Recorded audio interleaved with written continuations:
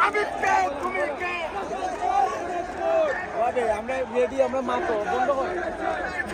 এ live আইবে